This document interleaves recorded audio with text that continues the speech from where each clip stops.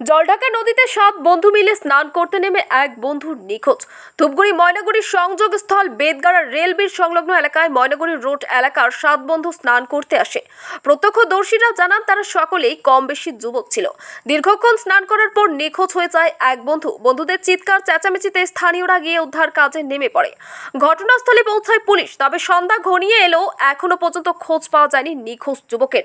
স্থানীয় সূত্রে জানা যায় নিখোঁজ সেই যুবকের নাম সুরজ রায়, বয়স 18 বছর। ঘটনায় চাঞ্চল্য ছড়িয়ে পড়েছে এলাকায়। পরে বাড়ি যাওয়ার 700 পরে এরকম একটা লোক ডুবে গেল। সে দেখলাম যে কোথায় ঢুকছে ঘরে নাই, চলে গেছে। নৌকা করে হ্যাঁ, নৌকা করে খোঁজ করছে। কয়টার দিকে নামছিল? এরা 3টার থেকে 2টা থেকে 3টা। না, আপনাদের সামনে কি নামছিল? আমাদের সামনে আগেই নামছে। আমরা এসে দেখি ওদেরকে খুব লাফাঝাফা করতেছে। তো একটা মাটির ইয়েও বানায়, ওকে দেখে খেলে ওরা এখনো আছে মাটিটা। বাচ্চা আমরা খুব গাজা শুনে না। কিরকম বয়স হবে? বয়স মোটামুটি দূর থেকে আমরা ফলো করলাম, 100 মিটার দূর হবে, দূর থেকে 8টার মধ্যে হবে। কম বয়সে? কম বয়সে। 6জন কি উঠে আসছে?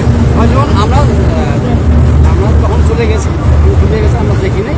পরে শুনলাম ওই 6জনই পাই না। পুলিশ আসছিল?